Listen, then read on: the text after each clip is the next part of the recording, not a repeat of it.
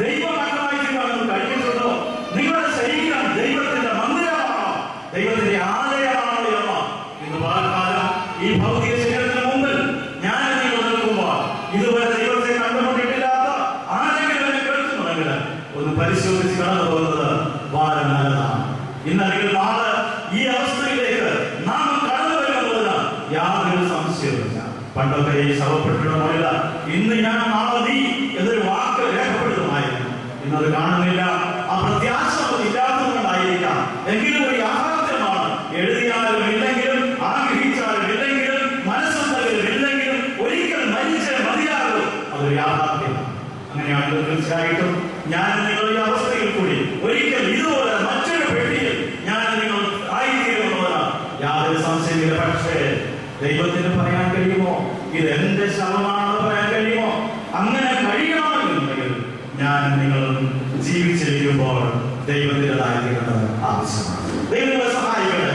ഇതുവരെയായിട്ടും ഈ കർത്താവിനെ രക്ഷിതാവും കർത്താവുമായി സ്വീകരിച്ച് ഒരു ദൈവമെന്നുള്ള പദവിയിലേക്ക് കടന്നു വരുവാൻ കഴിയാത്ത ആരെങ്കിലും അത് ശ്രദ്ധിക്കുന്നുണ്ടെങ്കിൽ ഇന്ന് പകൽക്കാലം അതിനുവേണ്ടി സമയം നിങ്ങൾ വിനിയോഗിക്കണമേ എന്ന് താഴ്മയായി ഞാൻ അപേക്ഷിക്കുന്നു.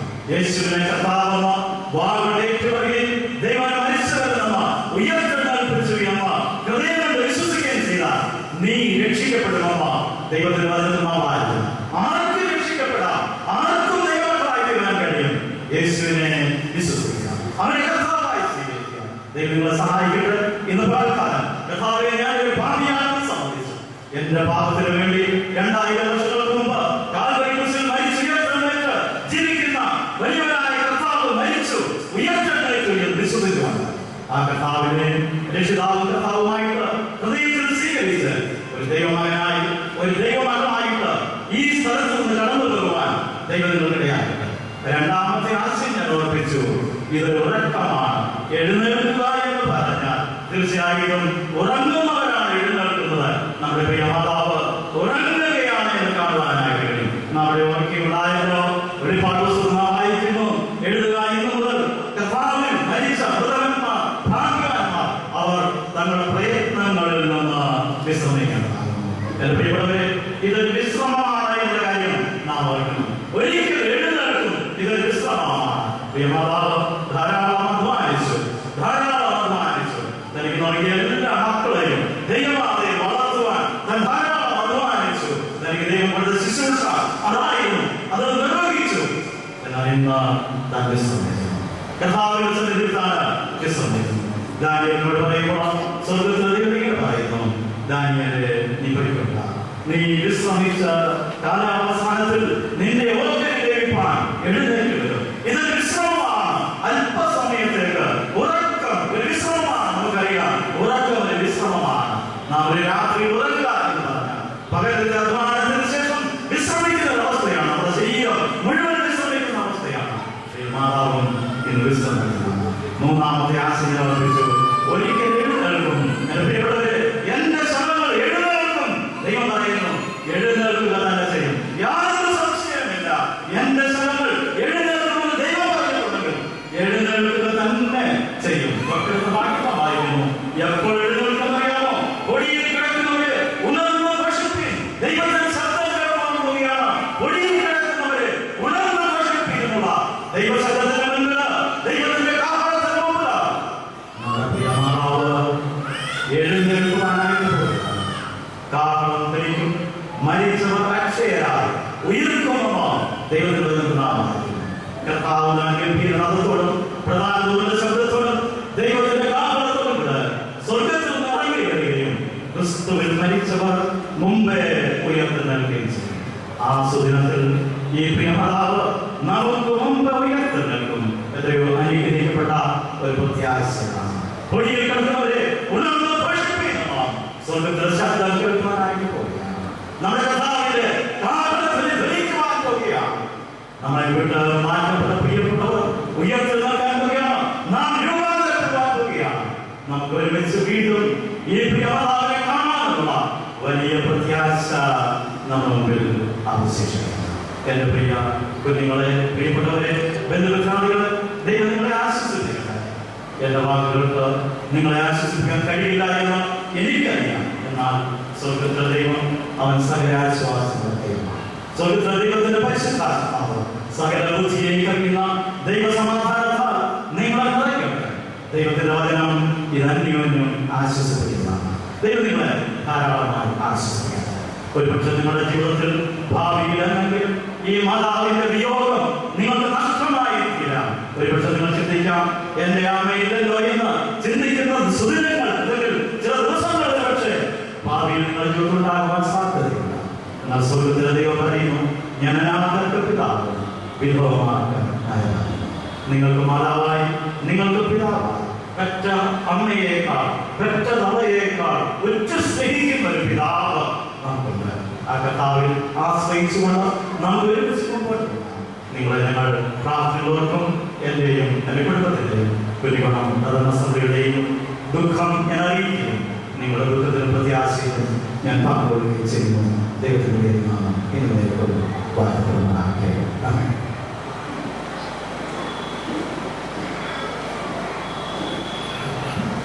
കർത്താവിന്റെ സ്തോത്രം. എന്റെ മൂത്ത സഹോദരിയുടെ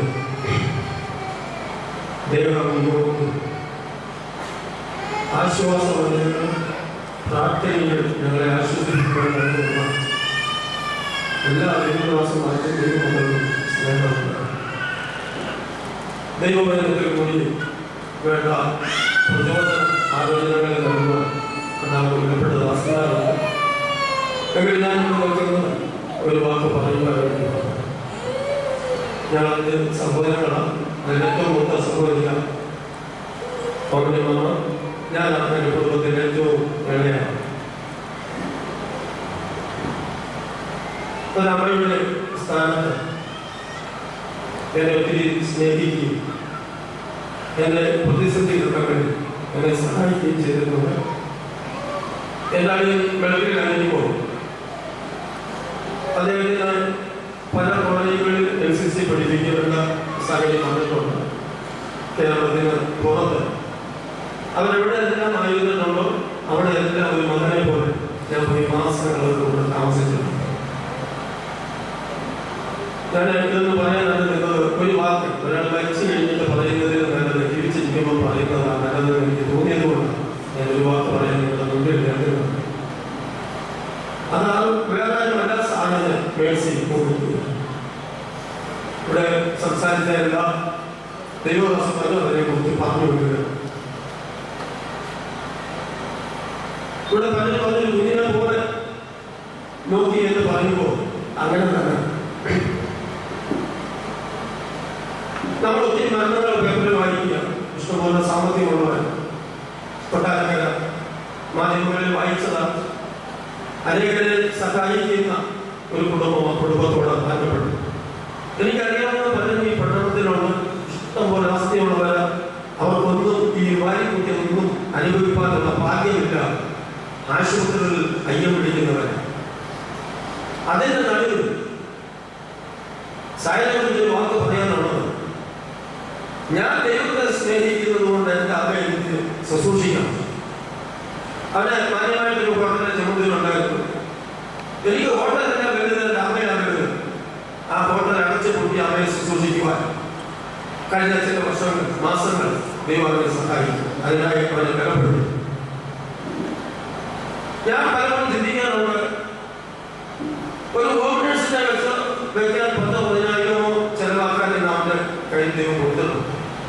പക്ഷെ അതിലുപരി അവരുടെ ശുശ്രൂഷകളെപ്പറ്റി എന്നെ അവരെ ശുശ്രൂഷിക്കുന്നത് എനിക്ക് ഏറ്റവും നന്ന് കരുതിയിട്ടായില്ല. അവരും ഭാര്യയും കുഞ്ഞുങ്ങളും അവിടെ സഹകരിക്കുന്ന അതുപോലെ ദൈവമക്കൾക്കെല്ലാം ഇല്ല. അത് എത്ര മതിയാകുന്നില്ല. ഞാനിത് പറയുന്നതിന് കാര്യം മാതാക്കളെ ശുശ്രൂഷിക്കുവാനായിരുന്നില്ല. ഞാൻ എവിടെ പോയാലും പറയുന്ന ഞാൻ ശുശ്രൂഷിക്കുന്ന പറയുന്ന ഒന്ന് രണ്ട് കാര്യങ്ങൾ അതിന്റെ ജ്യേഷ്ഠത എല്ലാവരും കൊണ്ടുപോലെ അവർ നോക്കി. ഞാൻ മറ്റുള്ളവരുടെ പ്രചോദനത്തില്ല അങ്ങനെയുള്ള സ്റ്റേജുകളിൽ അത് പറയാറുണ്ട്. ഈ കഴിഞ്ഞ ദിവസങ്ങളൊക്കെ എൻ്റെ കുഞ്ഞിനെ കുറിച്ച് ഞാൻ അങ്ങനെ പറയുകയാണ്. നമ്മൾ ലോകത്തിന്റെ ചുമതലപ്പെട്ടതാണ്. മാതാപിതാക്കൾ അവരെ ശുശ്രൂഷിക്കാൻ കിട്ടുന്ന അവസരം അത് ഏറ്റവും വലുതാണ്. എനിക്ക് പലപ്പോഴും എനിക്ക് ഒരു ഭാര്യയ്ക്കും മറ്റൊരു മനുഷ്യർ അവിടെ പോയി സൂക്ഷിക്കും. അവർക്ക് കുടുംബമായിട്ട് അങ്ങോട്ട് പോകണമെങ്കിൽ എൻ്റെ വീട്ടിൽ ശുശ്രൂഷിക്കാനുള്ള അവസരം എനിക്കും എൻ്റെ കുടുംബത്തിനും ലഭിച്ചിട്ടുണ്ട്. ദൈവങ്ങളെ ഈ ലോകത്തിൽ നമ്മൾ എന്തെല്ലാം നേടിയെന്ന് പറഞ്ഞാൽ സ്വന്തം മാതാപിതാക്കളെ ശുശ്രൂഷിക്കുവാൻ ലഭിക്കുന്ന അവസരങ്ങൾ, അവർക്ക് വേണ്ടി ചിലപ്പെടുവാൻ നമുക്ക് തന്നെ കഴിവുകൾ അത് അവർക്ക് പ്രയോജനപ്പെടുത്തുമെങ്കിൽ എനിക്ക് മുന്നേ സംസാരിച്ച ദൈവാസം നിൽക്കുന്നത് ദൈവത്തെ സ്നേഹിക്കുന്നത് കൊണ്ട് ദൈവത്തെ ശുശ്രൂഷിക്കുക. അത് നമ്മൾ മറന്നു പോകരുത്. ജീവിച്ചിരിക്കുന്നതാ നമ്മുടെ മാതാപിതാക്കളോടുള്ള കടപ്പാട് മറന്നു പോകരുത് എന്ന് പറഞ്ഞുകൊണ്ട് ഞങ്ങളെ ആശ്വസിപ്പിക്കുവാൻ കടന്നു വന്ന എല്ലാ ദൈവദാസമാർന്ന ദൈവമക്കൾക്കും ഒരിക്കൽ കൂടി നന്ദിയും വന്ദനവും പറയുന്നത് ദൈവം സഹായിക്കും.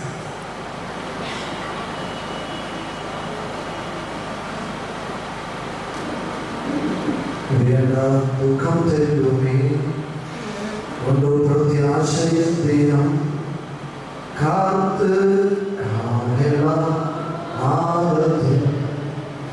ഓർത്തു ശരണിടും നാമി കാത്ത്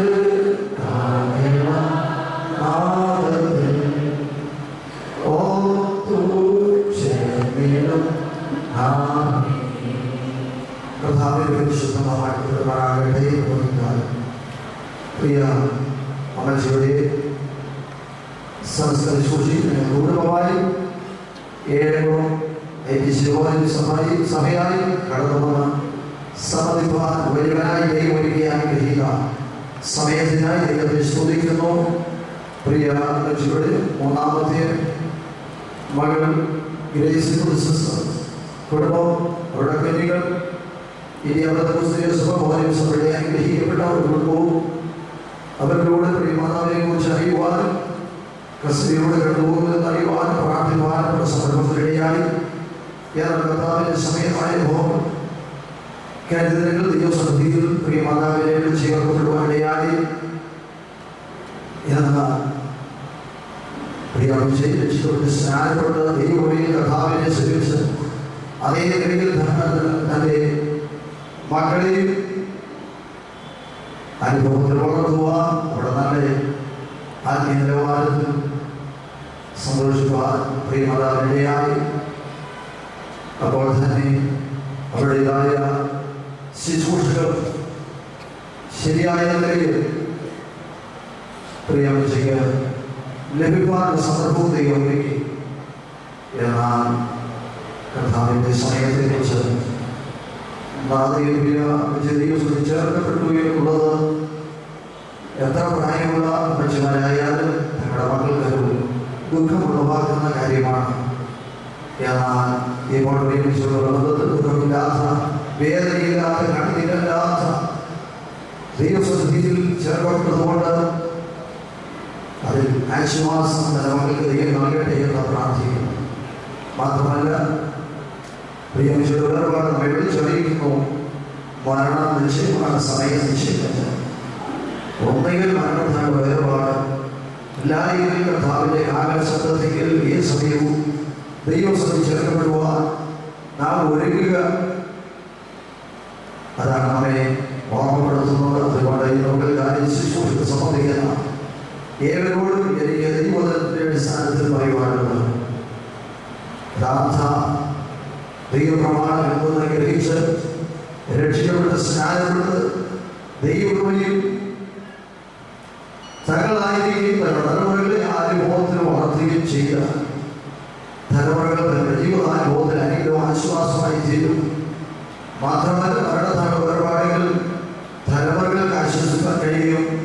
ഞങ്ങളെ ഞങ്ങളുടെ പ്രിയ മാതാവിനെ അല്ലെങ്കിൽ പിതാവിനെ അവിടേക്ക് കടന്നിയത് കാണുവാൻ കഴിയുമെന്നുള്ള പ്രത്യാശയും ആത്മധൈര്യത്തോടെ ഉറപ്പോടെ ആയിരിക്കാനിടയായി തീരും.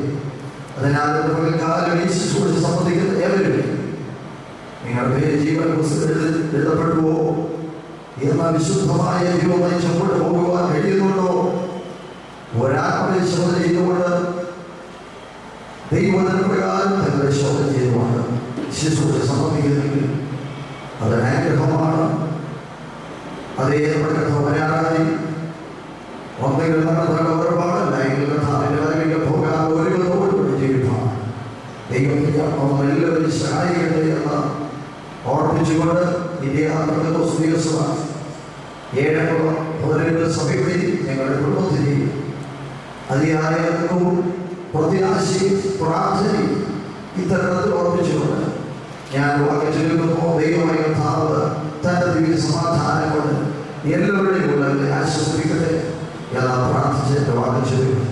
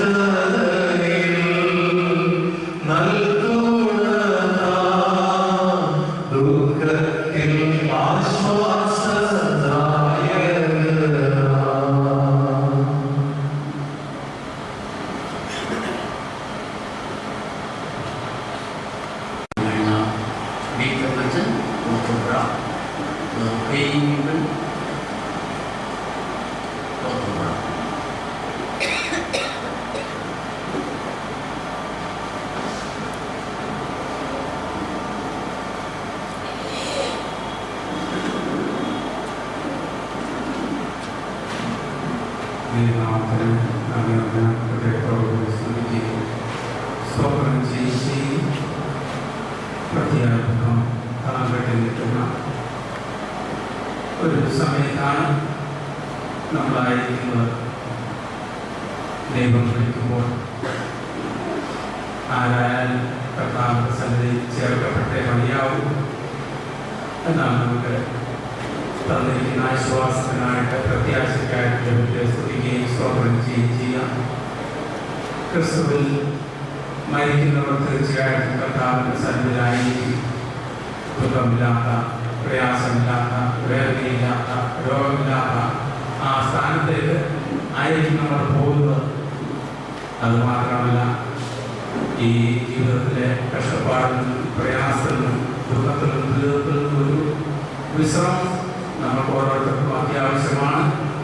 അപ്രകാരം ഒരു വിശ്രമപ്രദേശത്തിലേക്ക് പ്രിയ അമ്മാമയെ ചേർക്കുന്നതിനായിട്ട് ദൈവത്തെ സ്തുതിക്കുകയും സ്തോത്രം ചെയ്യുകയും ചെയ്യാം.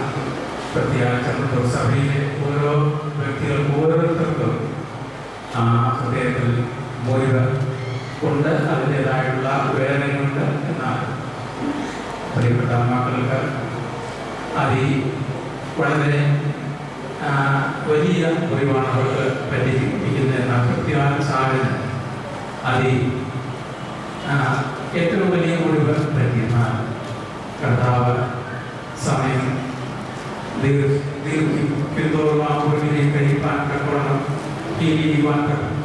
കഴിവുള്ള ഒരു കർത്താവ് നമുക്കുള്ളതിനായിട്ട് നമുക്ക് സ്തുതിക്കുകയും സ്തോത്രം ചെയ്യുകയും ചെയ്യാം.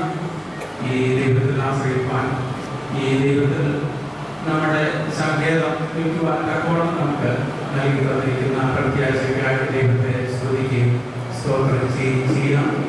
നമ്മൾ നേരത്തെ ഓർത്തതുപോലെ പ്രിയ അമ്മ ഒരു മരണം നമുക്ക് പറയുവാൻ തക്കവണ്ണം സാധിക്കുകയില്ല. ഒരു ഗാഢ ഇത്ര ദൈവം കൊടുത്തിരിക്കുകയാണെന്ന് നമുക്ക് വേണമെങ്കിൽ പറയാം.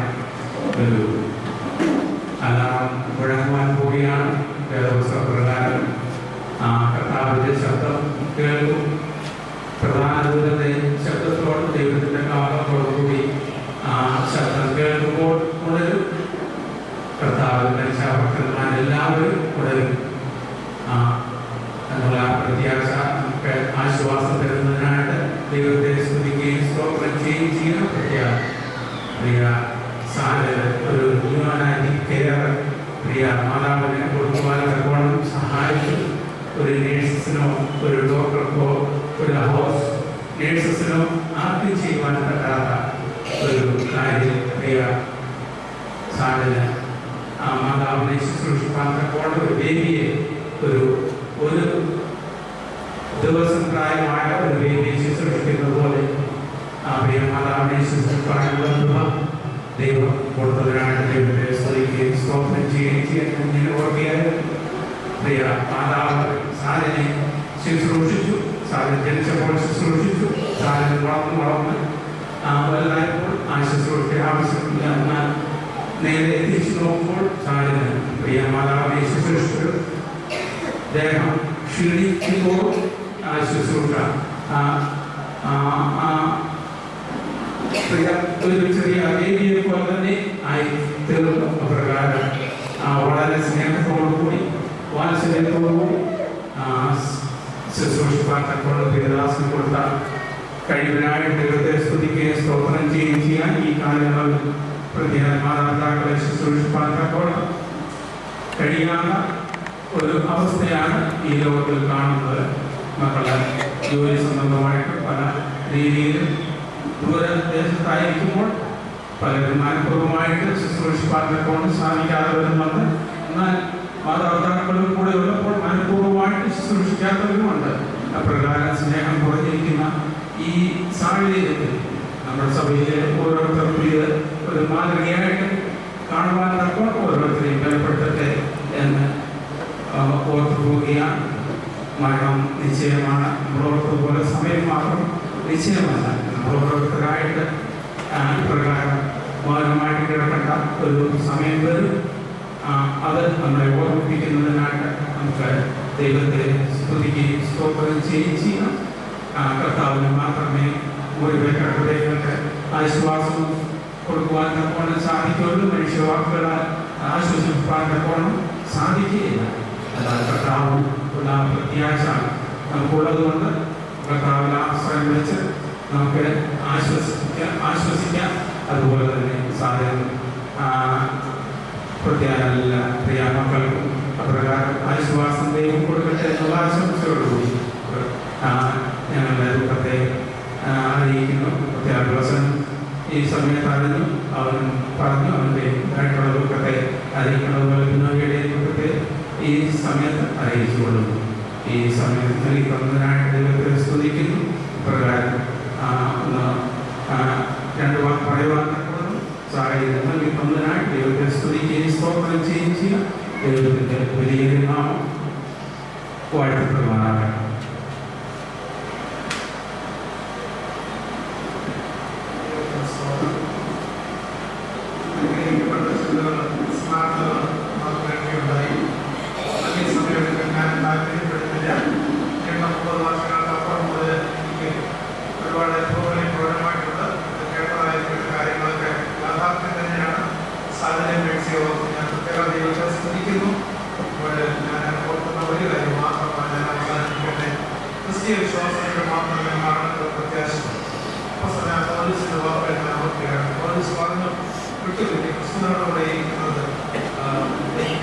അത്യുത്തമം ക്രിസ്തുവിനോട് ചേരുവാൻ ആ വലിയ പ്രത്യാശ അത് അത്യുത്തമമെന്ന് പോലീസ് പറയുന്നു.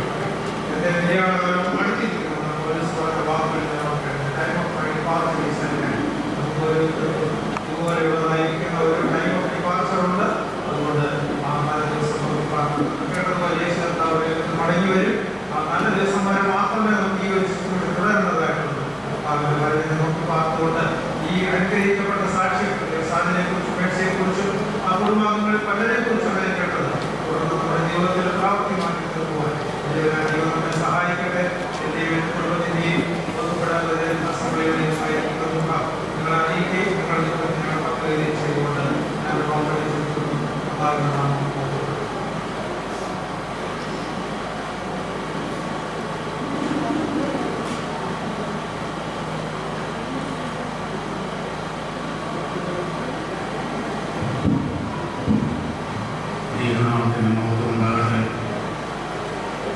അനുഗ്രഹിക്കപ്പെട്ട ഒരു സദസ്സിൻ്റെ മുമ്പാകെ ഇന്ന് നമുക്ക് ഏവർക്കും കടന്നു വരുവാനും സ്വർഗത്തിലെ ദൈവം സഹായിച്ചതിനെ ഓർത്ത് നന്ദിയോടെ സ്തുതിക്കുകയാണ്. നാം ഓർത്തതുപോലെ അനുസ്മരണത്തിനായിട്ട് അനുഗ്രഹിക്കപ്പെട്ട അനുസ്മരണങ്ങൾ നമ്മൾ കേട്ട് കഴിഞ്ഞു. നമുക്കിതിനോടുള്ള ബന്ധത്തിൽ മറ്റൊന്നും തന്നെ പറയുവാനില്ല. ക്രിസ്തുവിൽ മരിച്ച മൃതന്മാർ ഭാഗ്യവാന്മാരാണ്. അതല്ലാതെ നമുക്ക് ഒന്നുമില്ല. നാം കേട്ടതുപോലെ നമുക്കുള്ള പ്രത്യാശ കർത്താവായ യേശു ക്രിസ്തു ആകാശമധ്യേ വരുമ്പോൾ അതിൽ മരിച്ചവർ മുമ്പേ ഉയർത്തും എന്നുള്ള പ്രത്യാശയാണ്. അതുകൊണ്ട് ഇപ്പോൾ ഈ മാതാവ് ഇവിടെ ദേഹവിയോഗത്തിനായി കിടക്കുന്നുവെങ്കിലും കർത്താവ് വരുമ്പോൾ ഉയർത്തപ്പെട്ടവരായി നമുക്ക് ഒന്നിച്ച് കാണുവാൻ ഇടയായിത്തീരും എന്നുള്ള വലിയ പ്രത്യാശ ഇതോടുകൂടെ നമുക്ക് ജീവിക്കുവാൻ ഇടയായിത്തീരട്ടെ. ഈ മാതാവിനെ ഞാൻ ഇതിനു മുമ്പ് കണ്ടിട്ടില്ല എങ്കിലും കുളത്തൂപ്പുഴ ടൗൺ ബ്രദർ സഭയില് കൂട്ടായ്മ ആചരിക്കുന്ന തോമസ് കുഞ്ഞച്ചനും കുടുംബത്തോടുള്ള ബന്ധത്തിലാണ് ഞങ്ങൾ കടന്നു വന്നത്. എന്നാൽ ഈ മാതാവിനെ കുറിച്ച് ഞങ്ങൾ വർഷങ്ങളായിട്ട് പ്രാർത്ഥിക്കുകയും കുടുംബമായിട്ട് പ്രാർത്ഥിക്കുകയും സഭയിൽ പ്രാർത്ഥിക്കുകയും ഒക്കെ ചെയ്തു. എന്നാൽ ഇന്ന് ഇങ്ങനെയുള്ള ഒരു സംരംഭം ദൈവം ഒരുക്കി. ദൈവത്തിന്റെ വലിയ നാമം വാഴ്ത്തപ്പെടുമാറാകട്ടെ. പൗലോസ് പറഞ്ഞു, ഞാൻ നല്ലപോലെ പൊരുതു, വിശ്വാസം കാത്തു, നീതിയുടെ കിരീടം ഇനി എനിക്കായി ചെയ്യുന്നു. പ്രിയ ദൈവത്തിന്റെ ജനമേ, ക്രിസ്തുവിൽ മരിച്ചവർക്ക് മാത്രമേ പ്രത്യാശയുള്ളൂ എന്നുള്ള വലിയ സംഗതി ഞാൻ പ്രത്യേകമായിട്ട് ഓർക്കണം. ഈ ലോകത്ത് അനേകർ മരിക്കുന്നുണ്ട്. എന്നാൽ ക്രിസ്തുവിൽ മരിച്ചവർ പ്രത്യാശയോടുകൂടിയാണ് മരിക്കുന്നത്. അവരിവിടെ ദേഹവിയോഗം അനുഭവിക്കുന്നുവെങ്കിലും ഒരു നിത്യമായിട്ടുള്ള ഒരു ജീവിതത്തിന്റെ ഉടനെ പെരുമാറ്റക്കണം ഇടയാക്കിയതിനോട്ട് നമുക്ക് ദൈവത്തെ സ്തുതിക്കാം. അതെ, പുറത്തുപുഴ ടൗൺ ബ്രദർ സഭയുടെ ആത്മഹത്യത്തിലുള്ള അനുശോചനവും അനുദുഃഖവും സമർപ്പിച്ചുകൊണ്ട് ഞാൻ എന്റെ വാക്കുകളെ ചൊല്ലുന്നു.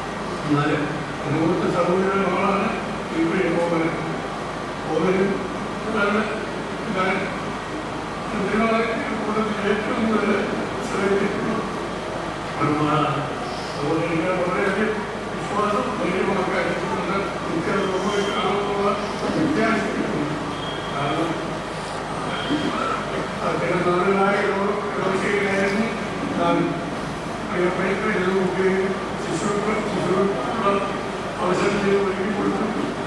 പ്രാഥമികമായി ഷാഹിനെയും നേഴ്സിനെയും അവർക്ക് രണ്ട് വൈകുന്നേരത്തിൽ നോക്കിയാണ് അവരെ പോയാൽ അങ്ങോട്ട് രണ്ട് കഴിയുന്നതാണ് മാതാവിന് സമയത്തിന് ആരോഗ്യം കൊടുക്കുന്നത്.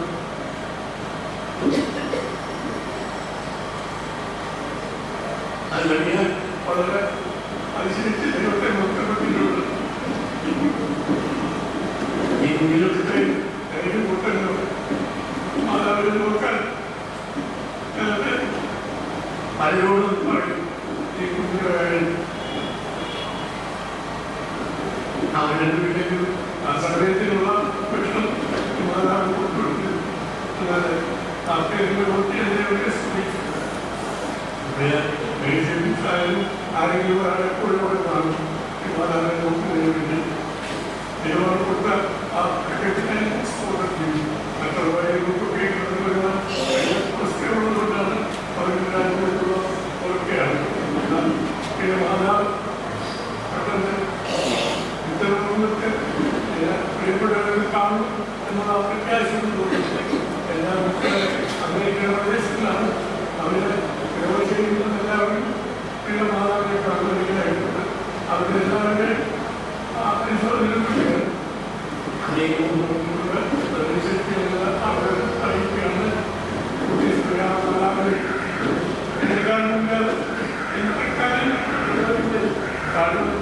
ബാക്കി കൊടുത്തു. അതുകൊണ്ട് ഒരുപാട് സാധ്യത മകൾ അതൊക്കെ കാണുമ്പോൾ ഇടയായിരുന്നു ഒക്കെയാണ്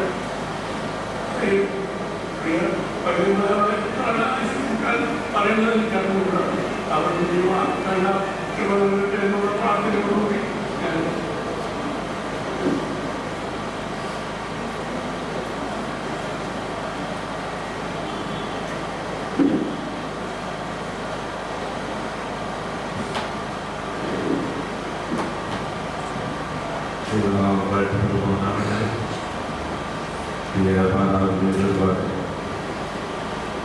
ദുഃഖത്തിൽ നല്ല പ്രിയപ്പെട്ടവർ ദൈവം നല്ല പ്രിയപ്പെട്ട ക്രിസ്തുവിൻ്റെ ധന്യമായ നാമം ആശ്വാസവും സമാധാനം ഉണ്ടാക്കി പ്രാർത്ഥിക്കുന്നു. സിനിമാവിൻ്റെ മൂത്ത മകൾ എൻ്റെ കുടുംബവും താമസിച്ച് കൂട്ടായ്മ പുലർത്തുന്ന കൈതപ്പുറമ്പ് സഭയോടുള്ള ബന്ധത്തിൽ ഈ നിലയിൽ എനിക്കും ഈ വാത്സല്യ മാതാവിൻ്റെ അവയോഗത്തിൽ പങ്കുകൊള്ളുവാനായിട്ടിടയായി. ഈ ലഭിച്ചിരിക്കുന്ന സമയത്തിൻ്റെ ഉള്ളിൽ ഒന്നിരണ്ട് കാര്യങ്ങൾ മാത്രം ഓർമ്മിച്ച് ഞാൻ എൻ്റെ വാക്കുകൾ നിൽക്കുവാൻ താല്പര്യപ്പെടുകയാണ്. മരണം എല്ലാ മനുഷ്യരിലും മനുഷ്യരെയും കടന്നു പിടിക്കുന്ന ഒരു വലിയ യാഥാർത്ഥ്യമാണ്. മരണത്തിൻ്റെ മുൻപിൽ മനുഷ്യൻ വിറങ്ങലിച്ചു നിൽക്കുന്ന ഒരു വലിയ സാഹചര്യമാണ്. മരണം പിടിക്കുന്നതിന് മുൻപ് മനുഷ്യനെ മരണത്തിൻ്റെ ഭയം കീഴ്പ്പെടുത്തുന്നു എന്നുള്ളത് വളരെ യാഥാർത്ഥ്യമാണ്. എന്നാൽ പ്രത്യാശയുള്ള ദൈവജനത്തെ സംബന്ധിച്ച് മരണം ഒരു ഭയമല്ല. ഈ താൽക്കാലികമായ ഉറക്കം അതൊരു വലിയ പ്രത്യാശയുടെയും സന്തോഷത്തിൻ്റെയും ദിനമായിട്ട് അതിനെ കാണുകയാണ്. ഇവിടെ ഇരിക്കുന്ന ദൈവജനത്തെ ഓർത്ത് ഞാൻ ദൈവത്തെ സ്തുതിക്കുന്നു. ഈ വാത്സല്യ മാതാവ് എനിക്ക് മുൻപ് കൃതദാസന്മാർ പലരും ഓർപ്പിച്ചതുപോലെ ഈ വാത്സല്യ മാതാവ് ഇപ്പോൾ ഉറങ്ങുക മാത്രമാണ്. ഈ ഉറക്കത്തിൽ നിന്ന് പ്രിയ മാതാവ് ഉണരും. ഈ അതിരവൃത്തമായ ശരീരം, ഈ മധ്യമായ ശരീരം വളരെ തേജസ്സോടുകൂടി നാം കാണുവാൻ പോകും. ഈ ശങ്കരക്കുറുപ്പെന്ന ഒരു കവി ഇങ്ങനെ പറഞ്ഞിട്ടുണ്ട്, മരണം ഇങ്ങനെ സകലം തിന്നും, മരണത്തെ തിന്നും മരണം തിന്നെ. അദ്ദേഹത്തിൻ്റെ ഒരു ചോദ്യമാണത്. മരണം ഇങ്ങനെ ബന്ധുക്കളെയും മാതാപിതാക്കളെയും സഹോദരങ്ങളെയും പ്രിയപ്പെട്ടവരെയും ഒക്കെ വിഴുങ്ങിക്കൊണ്ടിരിക്കുകയാണ്. പക്ഷേ മരണത്തെ തിന്നുന്ന ഒരു മരണം ഇല്ലേ? വളരെ നിരാശയോടുകൂടിയുള്ള അദ്ദേഹത്തിൻ്റെ ചോദ്യം. പക്ഷേ നമുക്കിങ്ങനെ പ്രത്യാശയോടുകൂടി പറയാൻ കഴിയും. മരണത്തെ നോക്കിക്കൊണ്ട് മരണമേതിൻ്റെ ജയമെഴുതി, മരണമേതിൻ്റെ വിഷമുള്ള എവിടെ എന്ന് ചോദിച്ചുകൊണ്ട് അപ്പോസ്തലനായ പൗലോസ് ഇങ്ങനെ ഒരു വാക്യം യേശുക്രിസ്തുവിന്റെ നാമത്തെ ഉയർത്തിക്കൊണ്ട് പറയുകയുണ്ടായി. നമ്മുടെ കർത്താവായ യേശുക്രിസ്തു മുഖാന്തരം നമുക്ക് ജയം നൽകുന്ന ദൈവത്തിന്റെ സ്തോത്രം. 2013 വർഷങ്ങൾക്ക് മുൻപ് കാൽവരി ക്രൂശിൽ മരണത്തെയും പാതാളത്തെയും ജയിച്ചുകൊണ്ട് കർത്താവായ യേശുക്രിസ്തു മരണത്തെ ജയിച്ച് നമുക്ക് വേണ്ടി ഇന്നും ജീവിക്കുന്നു. കർത്താവായ യേശുക്രിസ്തുവിന്റെ വരവിൽ വളരെ പ്രത്യാശയോടെ നോക്കിപ്പാർക്കുന്ന ദൈവജനത്തെ തീർച്ചയായിട്ടും വളരെ പ്രത്യാശയും സന്തോഷമുണ്ട്. ഈ വാത്സല്യ മാതാവിനോട് ചോദിച്ചാലും വിശദമായിട്ട് ഈ മാതാവ് പറയുകയാണ്, ഞാൻ യേശുക്രിസ്തു നിമിത്തം ജയം പ്രാപിച്ച ഒരു വ്യക്തിയാണ്. യേശുക്രിസ്തു നിമിത്തം എനിക്ക് ജയം ലഭിക്കുവാനിടയായി. പാപത്തിന്റെ അധികാരത്തിൽ നിന്ന്, പാപത്തിന്റെ അധികാരിയായ പിശാചിൽ നിന്ന് എനിക്ക് വിടുതൽ ലഭിക്കുവാനിടയായി. ജയമനമായ ഒരു ക്രിസ്തീയ ജീവിതം നയിക്കുവാൻ എനിക്ക് കഴിഞ്ഞു എന്ന് ധൈര്യത്തോട് പറയുവാനായിട്ട് കഴിയും. ഈ മാതാവ് നമ്മെ ഓർപ്പിക്കുന്ന ഈ വലിയ സത്യം യാഥാർത്ഥ്യം നാം ഉൾക്കൊള്ളുന്നത്. ഈ മാതാവിനെ സ്നേഹിക്കുന്നവർ, ഞാൻ അവരോട് വളരെ സ്നേഹത്തോടെ പറയട്ടെ, തീർച്ചയായിട്ടും നിങ്ങൾക്കും ഈ മാതാവ് ഉയർത്തി കാണിച്ച കർത്താവായ യേശുക്രിസ്തുവിനെ ഉയർത്തി കാണിക്കുവാൻ, നിങ്ങളുടെ ജീവന്റെ ആധാരമായി പാപത്തിന്റെ അധികാരത്തിൽ നിങ്ങളെ വിടുവിക്കുവാൻ നമുക്ക് വേണ്ടി കുരിശിന്യാഗമായി തീർന്ന യേശുക്രിസ്തുവിനെ രക്ഷിതാവും എന്റെ കർത്താവുമായി അംഗീകരിക്കുന്നുവോ ആ വ്യക്തി ഈ മാതാവ് പോയ വഴിയിലൂടെ തന്നെ പ്രത്യാശയുടെ തീരത്തെത്തുവാനിടയാവും. നമ്മളോട് വിശ്രമിക്കുന്ന വാത്സല്യ മാതാവിനെ ഓർത്ത് ഞാൻ ശ്രദ്ധിക്കുന്നു. ഒരു കാലത്തെ പ്രതിവാസന്മാർ ഓർമ്മിച്ചതുപോലെ വാർദ്ധക്യം തള്ളപ്പെടുത്തുന്ന ഒരു കാലഘട്ടത്തിലാണ്. എന്നാൽ പ്രിയപ്പെട്ട മാതാവ് നല്ല സുരക്ഷിതവും ആദരയും തനിക്ക് ലഭിക്കുവാനിടയായി. ദൈവം സഹായിക്കട്ടെ. ഞാൻ പ്രതിദാനം ചെയ്യുന്ന അസംബ്ലിയുടെ പേരിൽ, എന്റെയും കുടുംബത്തിന്റെയും പേരിൽ ഞാൻ എന്റെ സ്മരണം അറിയിക്കുന്നു, എന്റെ ദുഃഖം അറിയിക്കുന്നു. എല്ലാവരെയും കർത്താവായ യേശുക്രിസ്തു മുഖാന്തരം എല്ലാവർക്കും അത് ഈ ജയം പ്രാപിച്ച് കർത്താവിന്റെ വരവിന് വേണ്ടി ഒരുങ്ങാൻ ദൈവനാമം വാഴ്ത്തപ്പെടുമാറാകും.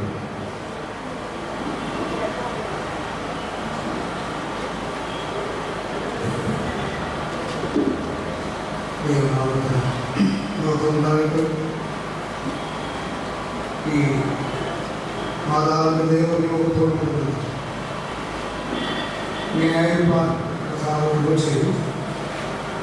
പ്രിയ സഹോദരൻ സാജൻ മേഴ്സി,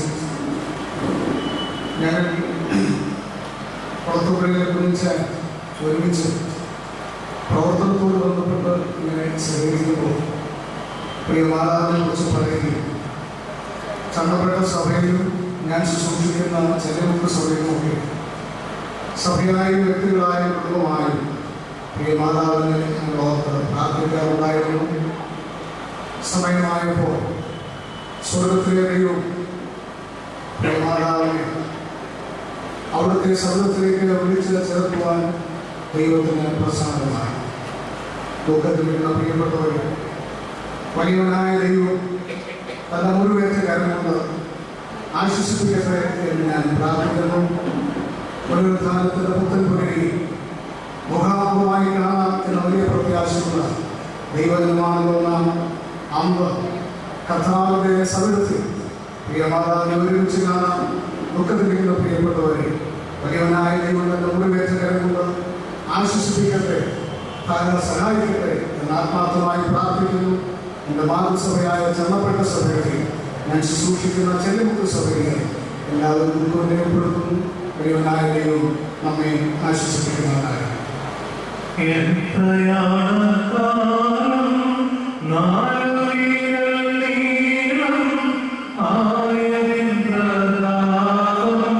കഷ്ട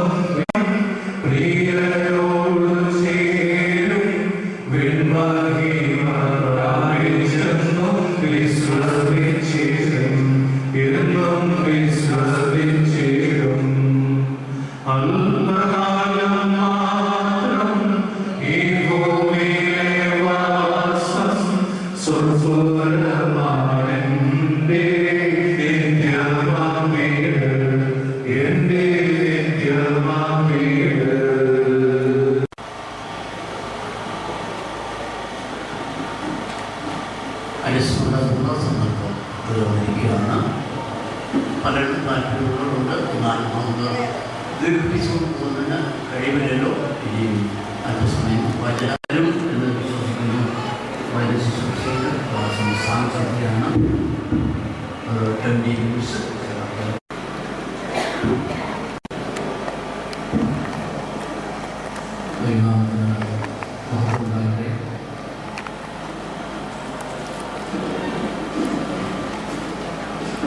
മാതാവിൻ്റെ സംസ്കാര ശുശ്രൂഷയോട് ബന്ധപ്പെട്ട് ഈ ഹോളിൽ വെച്ച് നടക്കുന്ന അവിടുത്തെ ശുശ്രൂഷയോടുകൂടിയും ദൈവവചനത്തിൽ നിന്ന് അല്പസമയം ശ്രമിക്കുവാനുള്ള സമയമാണ് ഇത്.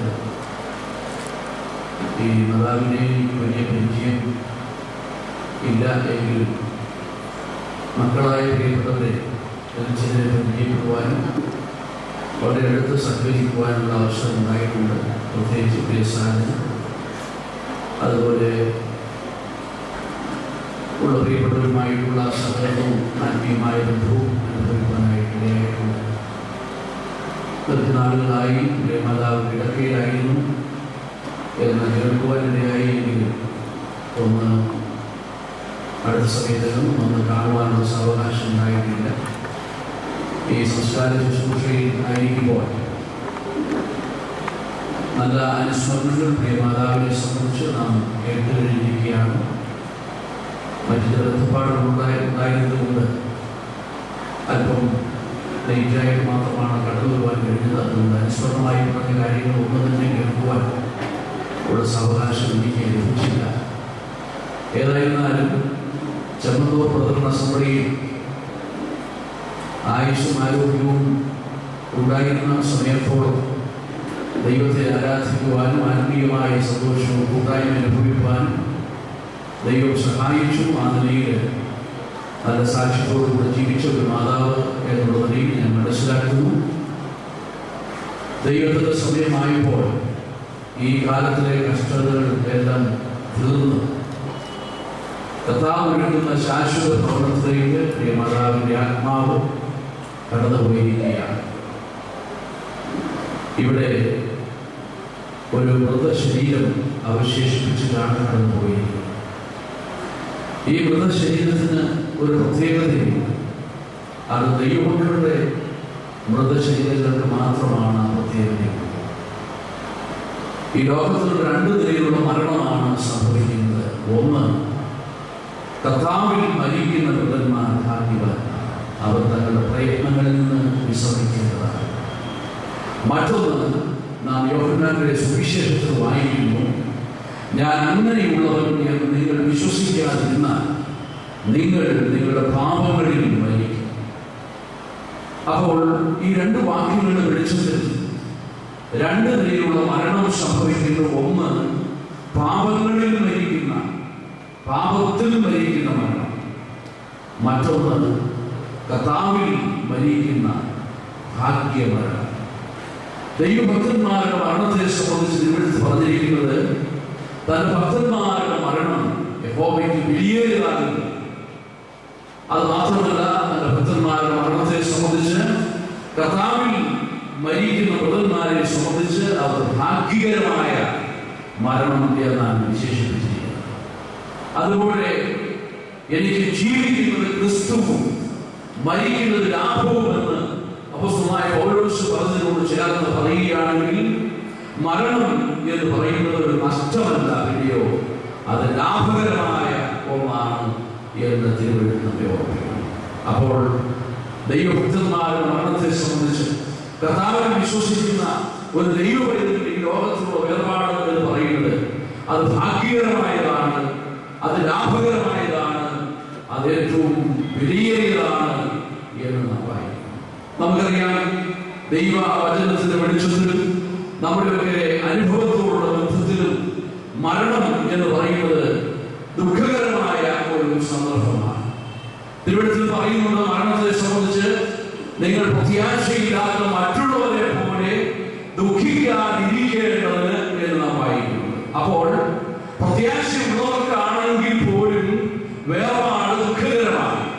ഈ പ്രിയ മാതാവിന്റെ വേർപാടിൽ ദുഃഖിതരായിരിക്കുന്ന കുടുംബാംഗങ്ങളാണ് മക്കളും പ്രിയപ്പെട്ടവരും കൊച്ചുമക്കളും പ്രിയപ്പെട്ടവരും എല്ലാവരും വേണ്ടപ്പെട്ടവരായിട്ടുള്ള എല്ലാ പ്രിയപ്പെട്ടവരും ദുഃഖത്തോടുകൂടിയാണ് ഇവിടെയായിരിക്കുന്നത്. എന്നാൽ ഒരു പ്രത്യേകത എന്ന് പറയുന്നത് ദൈവമക്കളുടെ മരണത്തിൽ നമ്മൾ പ്രത്യാശയില്ലാത്തവരെ പോലെ ദുഃഖിക്കുന്നില്ല. എന്തുകൊണ്ടാണ് നമ്മൾ പ്രത്യാശയില്ലാത്തവരെ പോലെ ദുഃഖിക്കാത്തത്? അതിന് കാരണം ദൈവത്തിന്റെ വചനത്തിനോട് വ്യക്തമായിട്ട് പറയുന്നുണ്ട്.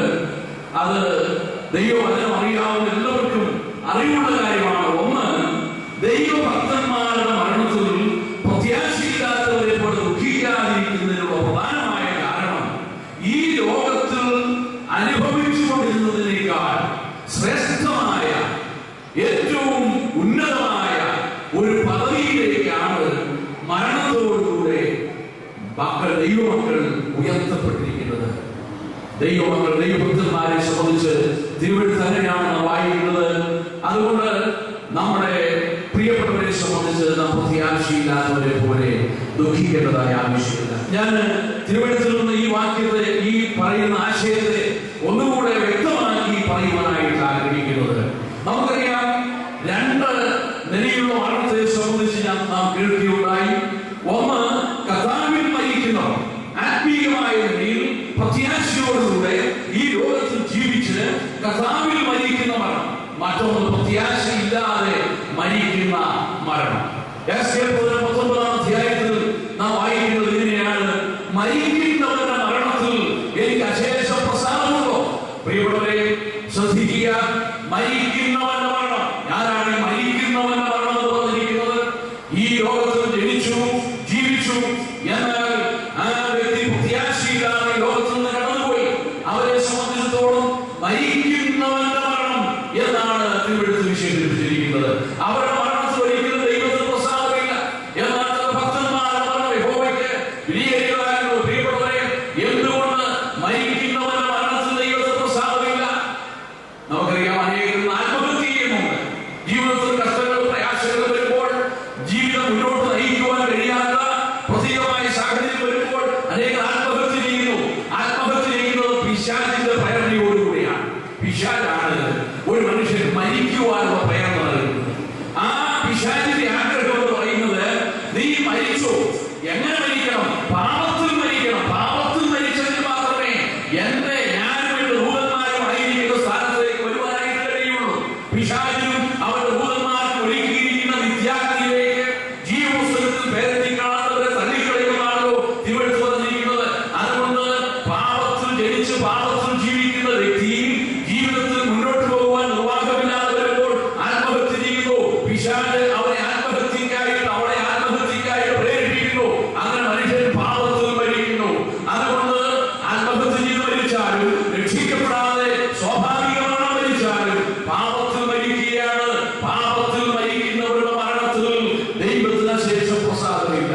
എന്നാൽ തിരുവഴുത്ത് പറയുന്നു, തന്റെ ഭക്തന്മാരുടെ മരണം യഹോവയ്ക്ക് വിലയേറിയതാകുന്നു. എന്തുകൊണ്ട് ഭക്തന്മാരുടെ മരണം വിലയേറിയതായിരിക്കുന്നു? ഈ ഭൂമിയിൽ കഷ്ടങ്ങളും പ്രയാസങ്ങളും ജീവിതത്തിൽ കണ്ണുനീരിന്റെ അനുഭവങ്ങളും ദുഃഖങ്ങളും നിരവധി സഹിച്ചുവെങ്കിലും ഈ ലോകത്തിലെ കഷ്ടങ്ങൾ തീർന്ന്, ഈ ലോകത്തിലെ പ്രയാസങ്ങൾ തീർന്ന്, ഈ ലോകത്തിലെ നിന്ദകളും പരിഹാസങ്ങളും തീർന്ന് ബലഹീനമായ ശരീരത്തിലെ ജീവിതം അവസാനിപ്പിച്ച് ദൈവം തന്റെ ഭക്തന്മാർക്ക് വേണ്ടി ഒരുക്കിയിരിക്കുന്ന അതിശ്രേഷ്ഠമായ സ്ഥാനത്തേക്ക് കടന്നു പോകുന്നു. അതുകൊണ്ട് തന്റെ ഭക്തന്മാരുടെ മരണം യഹോവയ്ക്ക് വിലയേറിയതാണ്. പ്രത്യാശയില്ലാത്ത മറ്റുള്ളവരെ പോലെ നാം അങ്ങനെയുള്ള മരണത്തിൽ ദുഃഖിക്കുന്നില്ല. തിരുവഴുത്തുന്ന രണ്ട് സംഭവങ്ങൾ നിങ്ങളുടെ ശ്രദ്ധയിലേക്ക്, നമുക്ക് അറിവുള്ളതാണ്, രണ്ട് സംഭവങ്ങൾ ശ്രദ്ധയിലേക്ക് കൊണ്ടുവരുവാനായിട്ട് ആഗ്രഹിക്കുകയാണ്. ഒന്നാമത്, നമ്മുടെ കർത്താവായ യേശുക്രിസ്തു ഈ ലോകത്തിൽ ജീവിച്ചിരുന്നപ്പോൾ തന്റെ ഐഹിക ശുശ്രൂഷ വേളയിൽ ലൂക്കോസിന്റെ സുവിശേഷം 16 അധ്യായത്തിൽ രണ്ട് വ്യക്തികളുടെ മരണത്തെ സംബന്ധിച്ച് രേഖപ്പെടുത്തിയിട്ടുണ്ട്. അതിൽ ഒരു വ്യക്തി എന്ന് പറയുന്നത് ധനവാൻ, അവന്റെ പേര് രേഖപ്പെടുത്തിയിട്ടില്ല.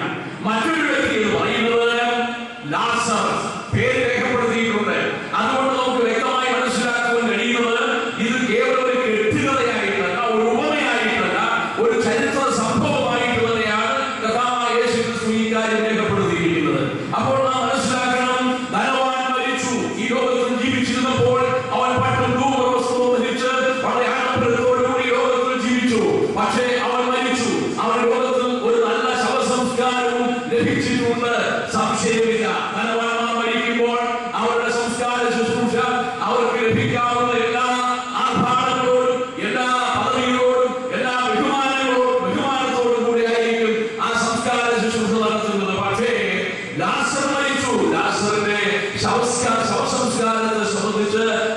നാം മനസ്സിലാക്കുന്നില്ല. ഒരു പക്ഷേ ഞാൻ ഇങ്ങനെ വിചാരിക്കുന്നു, ഈ ധനവാന്റെ വീട്ടിലെ നായ്ക്കളുണ്ടല്ലോ, ഈ നായ്ക്കളാണ് ലാസറിന്റെ ആ ശരീരത്തിലെ വ്രണം നക്കി തുറച്ച് വൃത്തിയാക്കിക്കൊണ്ടിരുന്നത്.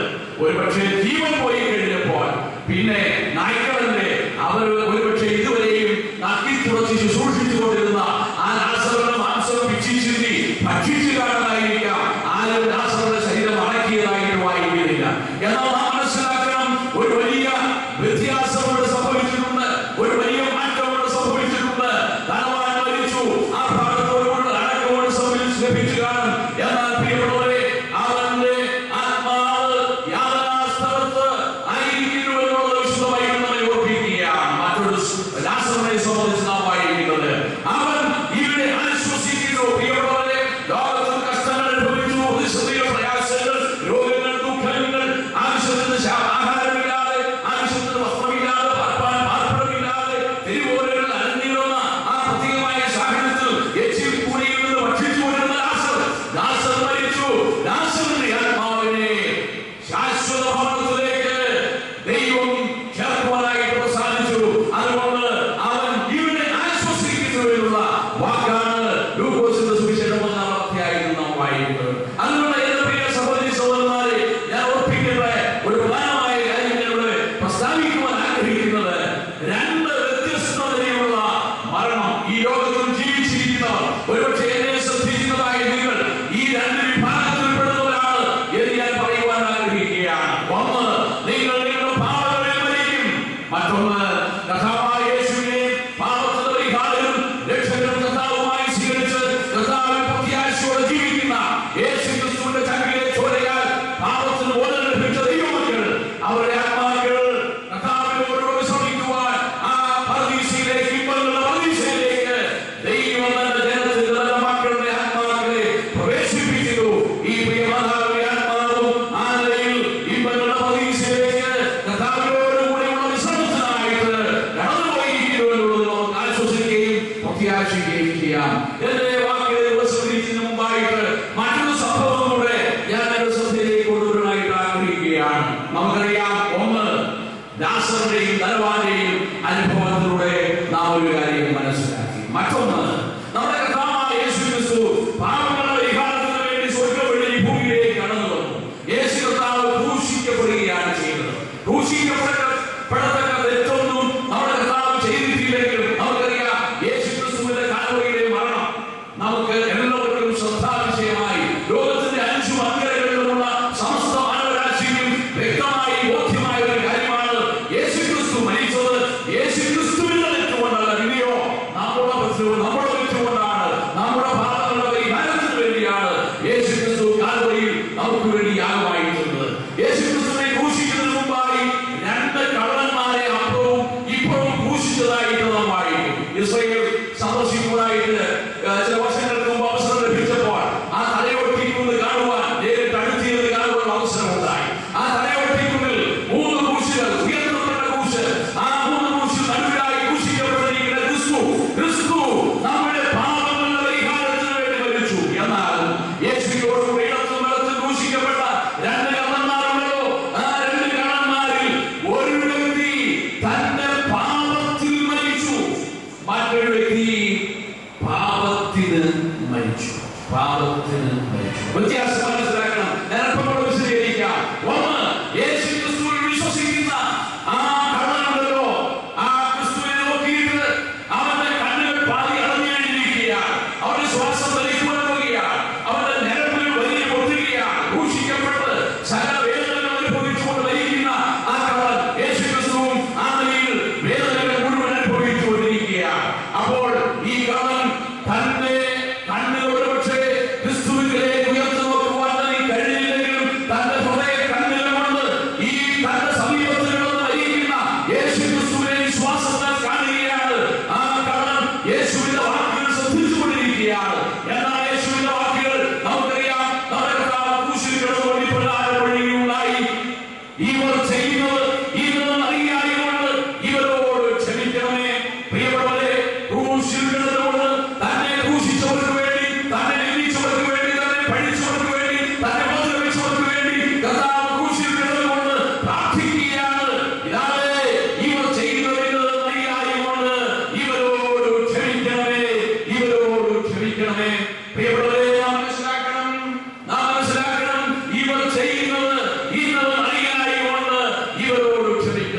കള്ളന്റെ കാതുകളിൽ ഈ ശബ്ദം കേട്ടിട്ടുണ്ട്, അവന്റെ ഹൃദയത്തിൽ ഈ ശബ്ദം തറച്ചിട്ടുണ്ട്.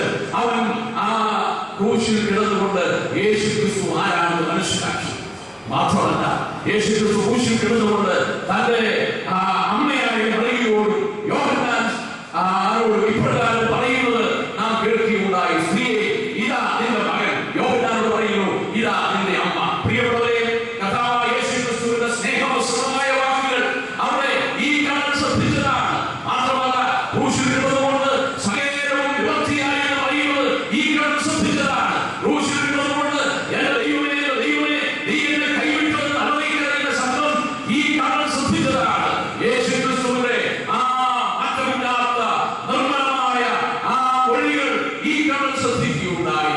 ഈ കള്ളന്റെ ഹൃദയത്തിൽ ഒരു ആത്മീയ പരിവർത്തനം തന്നെ ഉണ്ടായി. അവർ ഇപ്രകാരം പറഞ്ഞു, നാമോ ന്യായമായി ശിക്ഷ അനുഭവിക്കുന്നു, ഇവനോ അരുതാത്തതൊന്നും ചെയ്യുന്നില്ല. ആ വാക്കുകൾ അവസാനിപ്പിച്ചില്ല. യേശുവേ, നീ രാജ്യത്വം പ്രാപിച്ചു വരുമ്പോൾ എന്റെയും ഓർത്തുകൊള്ളുന്നേ. ഈ വാക്കുകൾ ഹൃദയസ്ഫുരിതായ വാക്കുകൾ, ഹൃദയത്തിന്റെ അടിത്തട്ടിലുള്ള വാക്കുകൾ, ഈ കള്ളന്റെ വാക്കുകൾ, ഈ കൊലപാതകന്റെ വാക്കുകൾ, ഈ ഗുണപ്പുകാരന്റെ വാക്കുകൾ, പ്രിയമുള്ളവരെ, പരദീസയുടെ കവാടം തുറക്കപ്പെടുന്നതായിരുന്നു. കർത്താവായ യേശു ക്രിസ്തു ഇപ്രകാരം ആ കള്ളന്റെ നേരെ തിരിഞ്ഞ് ഇങ്ങനെ പറഞ്ഞു, നീ ഇന്ന് എന്നോടുകൂടെ പരദീസയിലിരിക്കും. ദൈവത്തിന് സ്തോത്രം. വിശ്വാസത്തോടുകൂടെ യേശു ക്രിസ്തു ആരാണെന്ന് മനസ്സിലാക്കി, യേശു ക്രിസ്തുവിന്റെ ക്രൂശിലെ ബലിമരണം എന്റെ പാപത്തിന്റെ പരിഹാരത്തിന് വേണ്ടിയാണെന്നും, യേശു ക്രിസ്തു ലോകത്തിലേക്ക് വന്നത് പാപികളെ രക്ഷിക്കുവാൻ വേണ്ടിയാണെന്നും, ഈ യേശു ക്രിസ്തു ഇപ്പോൾ അല്പസമയത്തേക്ക് മരണം ആസ്വദിക്കുന്നുവെങ്കിലും ഈ യേശു ക്രിസ്തു മരിച്ചവരിൽ നിന്ന് ഉയർത്തെഴുന്നേൽക്കും രാജാവായി മടങ്ങി വരുമെന്നുള്ള കാര്യവും ഈ കള്ളൻ വിശ്വസിച്ചു. പ്രിയപ്പെട്ടവരെ, കർത്താവായ യേശു ക്രിസ്തുവിൽ വിശ്വസിക്കുന്ന മാത്രയിൽ തന്നെ പാപിയായ ഒരു വ്യക്തിയെ പരദീസയുടെ അവകാശിയാക്കി തീർക്കുന്നു എന്നുള്ളത് വ്യക്തമായ ആദിയായി യേശു ക്രിസ്തു പറഞ്ഞു, നീ ഇന്ന് എന്നോടുകൂടെ പരദീസയിലിരിക്കും. വിശ്വസിച്ച മാത്രയിൽ തന്നെ, വിശ്വസിക്കുന്ന നിമിഷം തന്നെ ഇന്ന് എന്നോട് പരദീസയിലിരിക്കും. ഇതാണ് യേശു ക്രിസ്തുവിൽ കൂടിയുള്ള ആത്മരക്ഷ. മറുവശത്ത് കിടക്കുന്നവരാണ് ഇടത്തോ വലത്തോ ഏത് നമുക്ക് നിശ്ചയമില്ല. ബൈബിളിൽ അത് പറഞ്ഞിട്ടില്ലാത്തത് കൊണ്ട് ഞാൻ പ്രതിപാദിക്കുന്നില്ല. സമയത്തിന് വേണ്ടിയുള്ള വിശദീകരണത്തിലേക്ക് ഞാൻ പോകുന്നില്ല.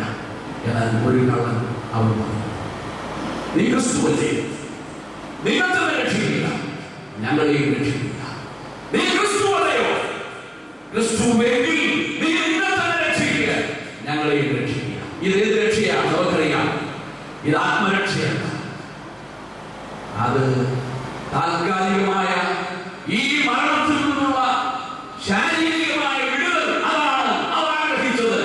നിത്യമായ ആത്മരക്ഷയാണ് അവർ ആഗ്രഹിച്ചത്. ആ കള്ളൻ ആഗ്രഹിച്ചത് ഈ താൽക്കാലികമായ ജീവിതത്തിന് വേണ്ടി മാത്രമാണ്. യേശുവേ, നീ രാജ്യത്വം